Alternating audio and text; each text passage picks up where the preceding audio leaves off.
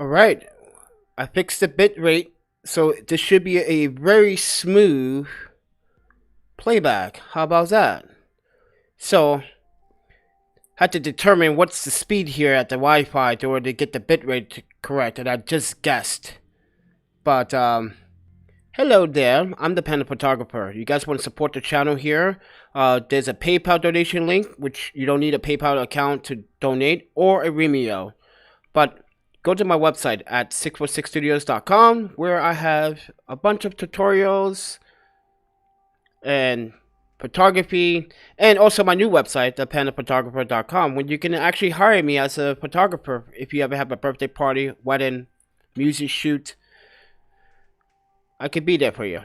But anyway, as a photographer, I buy my products. I want to make a disclaimer. Okay? I buy my products with my own money. No one's ever sponsored my videos. Yes, I have been sent free stuff before, but no one's ever sponsored my reviews or my videos. This is just my own opinions on these Chronos Nd Filters for your GoPros. Now, this video will apply for every single ND filter for any action camera that you use. The 180-degree rule must be applied when shooting video. And some people may say that you don't need an ND filter. All you have to do is increase your shutter speed. But if you want to respect that 180-degree rule and get that smooth blur, use an ND filter at the right shutter speeds that you're shooting. If you're shooting 30 frames, 60 frames, 120 frames, 240 frames. If you're shooting in 4K, make sure use an ND filter, because I'm going to show you why an ND filter is going to benefit you guys in a second. But with that said, guys, please do subscribe, like, share, and comment. And today, let's talk about the Chronos Nd Filters for my GoPro. So, first and foremost, I wanted to show you guys this. This is the result of using these ND filters. After the first 3 days, the housing came out of the ND filter. Alright? And as you can see the housing came out. Literally came out of the ND filter. And not only that, the ND8 and the ND16 are the ones that were compromised here. And as you can see, my GoPro was also a victim of its abusive relationship, causing damage to my GoPro. Now, Chronos, I want to say this to you. As a photographer that takes care of his gear, especially the Sony A77 Mark II that I had since 2014, I would rather want to take care of my gear, because you never know when I have to resell something like this to someone. And how am I supposed to explain to the buyer, oh, this was caused by the ND filter? Will they believe me or not? So, you have to take this with a grain of salt. But I don't want damages to my GoPro. But this is what happened. My GoPro got damaged because of the ND filters. Now, keep in mind, I've spent $50 on these ND filters. And they work really good, but there's this like color shift, and there is a color tint, and there is some issues with, flaring, which I'm going to show you in a second. You can see I'm personally holding the housing in my hand that goes inside. Now, at times, the ND filter would get stuck on the GoPro, which causes the housing, the inner housing, to actually come off. That's what was the culprit. So I crazy glued it back together, and I got my end result, and they are working completely fine. As you can see, they're in the package. So with that said, everyone, just wanted to show you guys what took place with those ND filters. And as you can see, these ND filters work great. They're wonderful. But problems. And here's my problem. I don't feel like I got my money's worth. $50 is a lot to dish out on some gelatins. Yes, they are gelatins, not glass. Gelatins. Okay? You guys have to understand what kind of ND filters that you're getting. Pro and Freeworld do not sell gelatins. They're glass. These are gelatins. Because when I put my finger using this glove, which is my Wacom glove when I do my editing for brushing and photoshopping. Oh, I'm having a difficult. The lens is not focusing. Uh-oh. Ooh. You struggled there, my friend. Yeah. It's soft. You can bend it. If you can push it just a little bit and it bends, you know it's gelatin. So these are gelatin. So let's get that out of the way. But I also wanted to share my experience with them, so let me show you some video. So if you guys want to support the channel through these crisis times right now, it will be much appreciated that you hit the subscribe, like, share. You guys want to donate to the PayPal or the Vimeo, please. It really helps me at this time. But with that said, I'm grateful that I got actually the bitrate to work correctly here, so you guys can see the smooth outplay. But I'm going to show you some video of me going to the post office, and wanted to show you guys going towards the sun. Now, mind you, this is going towards the sun. So you're going to see a couple parts here, so be patient.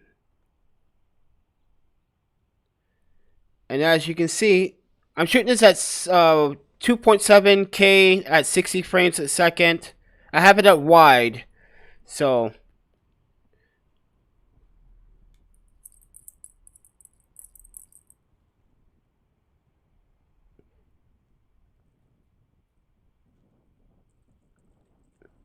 now I'm gonna take the scooter and I'll go to my left hand side of the street. I'm gonna demonstrate some flaring issues. As you can see some flaring issues happening right now, and loss of contrast. And there's a loss of contrast here, just slightly, and there's a color shift here. Not sure you noticing that yellow greenish color shift, and that's due to the sun.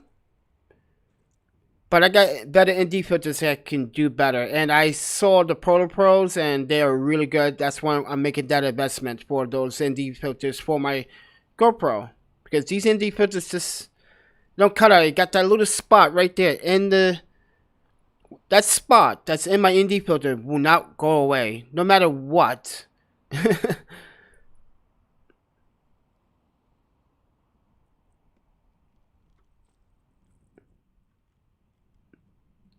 So going towards the sun, now you know the results, what happens. And then when you get the flaring like that, coming in and out your shot, it's kind of annoying a little bit. But this is worth the test. This is just worth the test. It needed to be done. Because there's a lot of videos out there on YouTube about these ND filters, and people are showing great results, but I think people are altering their results, and I'm not sure. I'm not gonna sugarcoat anyone's like misguided review, because they're not built like a tank. That was one of the reviews that was out there, built like a tank. This thing is built cheap, plastic.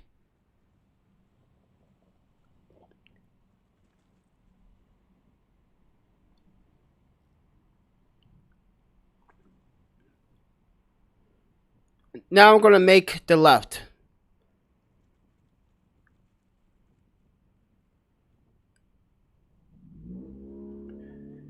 Now, let's pause for a second.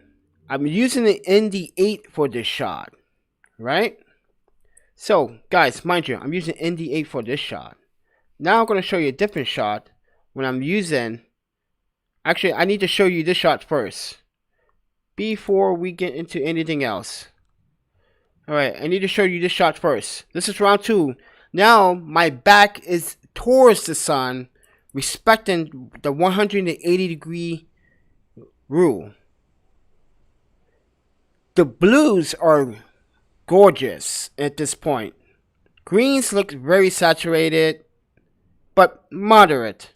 Now, this is the GoPro, and I am trying to shoot flat on the GoPro. I manually control everything on the GoPro.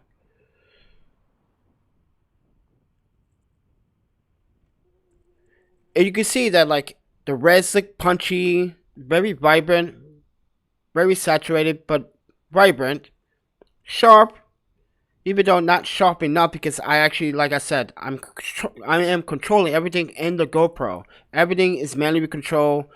Sharpness is down low, so I can add sharpness in post.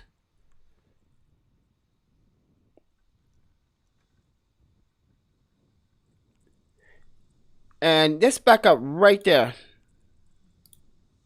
Oops.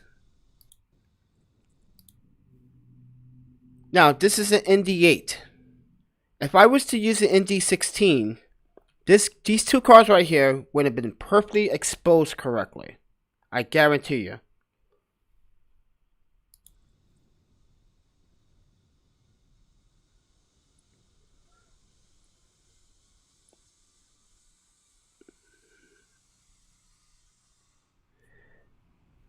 Okay, now you guys have seen that.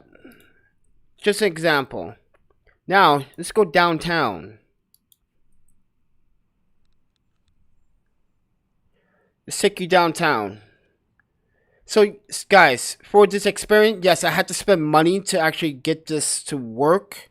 What I mean that is that in order to make this video, this content, I had to spend money on the bird. So please, guys, support the channel, subscribe, like, and share. It really does help. If you guys want financial support, the links are also right there in the descriptions below.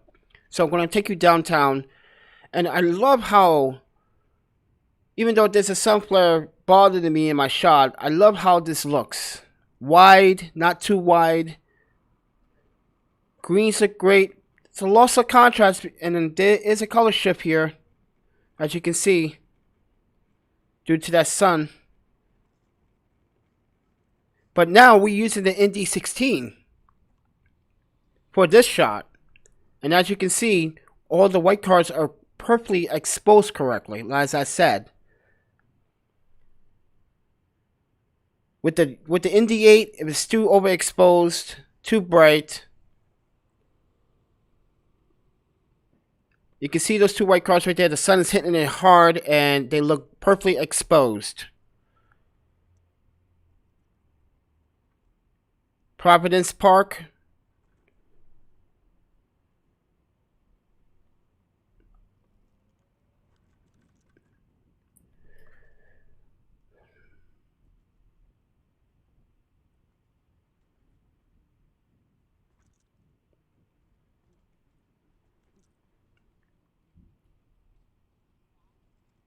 And you can see there's that color shift. Once I'm facing the sun, there's that color shift.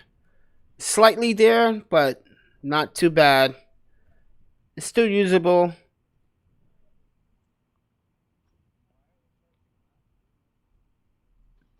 Love how very saturated those colors look on the GoPro. Even though that's supposed to be flat, but if that was GoPro colors, have been all over the place. But anyway, as we cruise downtown,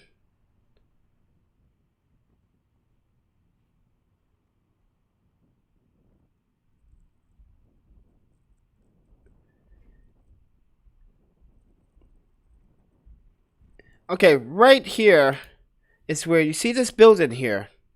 I think it just looks too blue. Because when I was watching it, as I was going down the street, it looked perfectly exposed correctly. You can see that brown detail in the buildings. You can see the contrast, which is like the contrast, not blue.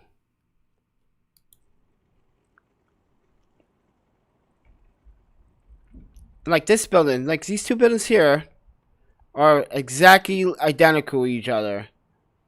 And as you get closer, watch, you see it. You'll see as we get closer, It's gonna change on you. And like I said, that's the color shift.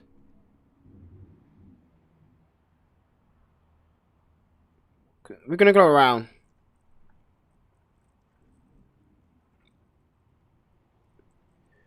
But anyway, guys, I just wanted to show you some of this B-roll and that I gathered using the Chronos Nd Filters for your GoPros.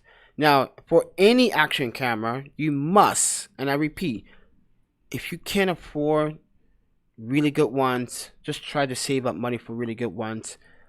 I can't recommend these, so you have to take this review with a grain of salt. So keep that in mind. This review is not intended to bash the company because, as I said, I gave you good praises from the colors when not facing the sun.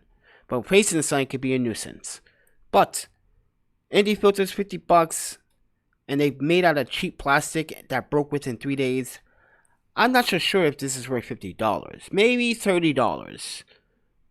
But extra $20 could get me something more. But Nd Filters, I'm sorry, I just I cannot approve it, but I will leave the link down to them in the description below so you guys can try it out for yourself and give your take on it. But if you on a budget, you need to get Nd Filters for the GoPro, and I must suggest that you do. If you're shooting video and you want a good video, respect that 180-degree rule. It's going to help you differentiate yourself from the other videographers and YouTubers on this platform. Buy Nd Filter for your action cameras, and it's going to save you a load of time in editing, but it's also going to correct your exposure too. But with that said, everyone, I wanted to say thank you. If you guys liked the new look, let me know what you guys think about the new look. So I really took the time out to change everything and make everything look nice and presentable. But like I said, guys, these videos, no one sponsors these videos. All these videos are basically coming out my pocket. Every time I spend behind this microphone, every time I spend time editing a photo, it's just me. I get jobs, but lately I haven't been getting any photo jobs due to the riots here in Portland. I was assaulted last week. If you guys want to know more about that, Portland police didn't do anything. They never even called me back.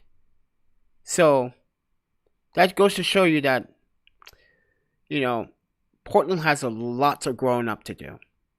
Now, don't get me wrong, I love Portland, but what's been happening to me with the whole profiling with my passports and me now being told that I'm not going to have any employment until January 2021. Really bad timing for everything that's going on. But with that said, everyone, I'm Panda, and this is the dual setup. So I'm using the Sony a7 Mark II with the Minolta f1.7 50, which gives me now a 70mm equivalent. That's right, you see that? You see that? It reach out for my hand. Come on. Oh, it's struggling to reach for the hand. Oh, there it is. It struggles. It's not the best lens. Well, it is actually a really good lens when it needs to be focused, but I'm pretty sure I'm overexposed. That background's white as crap. But you guys want bokeh? Bokeh? You guys like bokeh? Bokeh? Bokehlicious? Bokeh fantastic? Bokeh crazy? Bokeh amazing? Bokeh ridiculous? Bokeh pandafied? I made that one up. But, guys, this is the new setup. I think I like it. I like where this is going. I forgot to set up the chat box since no one's really chatting, but I would try to do something with this box. But with that said, everyone, Panda here. Want you to say thank you for tuning in. You like the color grade on this camera? This camera here is the IRIX 15 f2.4 lens with the Canon 80D. I'm using a Lux on this screen here, and with this I'm just using the color profiles. Now I can switch them off and on. Let's see here. And let's do, yeah. See, I can go sunlight, which looks terrible. I can do this. I can do that, make it look cooler.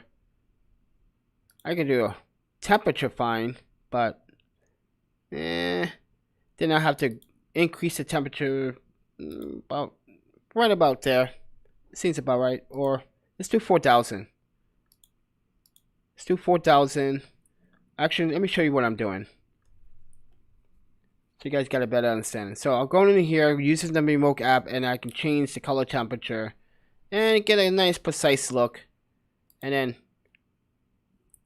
hey, what do you know? So with that said, I didn't show you guys. Oh wow. Take the keys off. Yeah, I think I did show you guys. Okay, never mind. What? I'm going crazy here. Okay. Alright, so, and that's another thing about the remote app. If you minimize it, it freezes the camera. So, this is the setup, guys. I think this is pretty practical. I think this is nice. I think this is what I like to see more in my channel. And the reason why I'm setting this up like this, the 2-camera setup, is because I'm going to have a third camera if possible in the future. And I want to be prepared for that. And also, when I do live streams with other photographers, I can just automatic take the live stream or the feed and set it up easily with OBS. And I'm a master at this OBS stuff. Not a master, I'm not the legendary master, but I'm really good at this OBS and really getting the bitrate to the precise key, so it's very smooth at every single time. As you can see, I'm all green now. I was red because guess what? My house in Madison, I had the crazy fast Wi-Fi. I had my bitrate at 25,000. Yes, 25,000.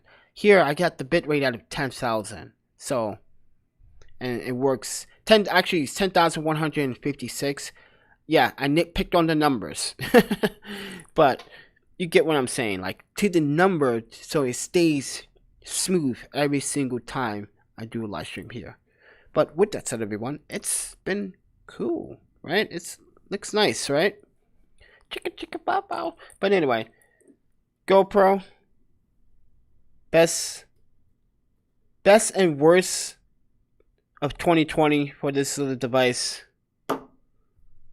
But, you know, oh, it's not focusing again. Uh-oh, it's having difficulties again. What's going on, Minota? You were doing so well earlier. Come on, you can't screw up. Oh, I keep forgetting. When you minimize that remote app on a Sony, yes, the Sony new app doesn't still work for the A-mount camera, by the way, guys. So if you guys are wondering why I'm still using the remote app, I still use it because I have to. OBS doesn't want to detect the camera. So, and it works better for E-mount. That's all I'm saying. Does not work well for A-mount. And like I said, the A-mount A77 Mark II needs an update. The A99 needs an update. A99 Mark II needs an update. And Sony just rejects and neglects all these fine things about Sony cameras. And then they got the nerve to release a new LAE5 adapter to mount A-mount lenses on E-mount bodies. That shows you that Sony does not care about A-mount shooters. What about the A-mount shooters that still shoot with A-mount bodies? When are we going to ever get a firmware update? Because the A77 hasn't been updated since 2014. That's unreal. Every other camera's been updated. Even the D7100 was recently updated in 2017. And that's an older camera. A66 is still being updated. Came out the same time as the A77 Mark II, if I recall. And it's still being updated? I find that a little bit of annoying and very disloyal to its Sony shooters. I'm not a Sony fanboy. I just shoot with the cameras. I got Canon, Micro Four Thirds. I shoot with anything. Just give me the camera, I shoot with it. But still, Sony needs to answer to that. Why are you making more gear for email and you make an adapter? But I guess the one benefit with that is that some new E-mount shooters can use the A-mount if you choose to, but this is what lens I recommend shooting with. If you guys can get your hands on the Minolta 200mm f2.8, that's going to set you on fire. The portraits from that is going to blow you away. Now, B&H does have it. It's like $700-800 right now, used, but go grab it. Trust me, I had that lens. That's one of the lenses that were robbed back in 2016-17 in New York City. That was one of the lenses I had. It was such a great lens. It was beautiful. The bokeh was really nice. The transitions was nice. And the separation was definitely impressive. Especially on a crop sensor. You're getting 300mm equivalent, or is it 300 or 400 mil? Because it's 1.5. So... but man, it's such a beautiful lens. Another A-mount lens I should recommend if you guys are curious, Sigma 18-35, which I have. Works really well in some cases on A-mount, but I noticed on A99 Mark II, it worked it perfectly. A77 II, it just like, it hunts, and then it thinks it got it, and it hunts again. But that lens is gonna, for any E-mount crop sensor, because that's a crop sensor lens. If you buy the EA5, you're probably gonna benefit from it, because Sigma 18-35 is a very good. And you guys know, if you had it for Canon mounted with the MC11 adapter, you would know. But with that said, everyone, I don't want to take up too much of your time.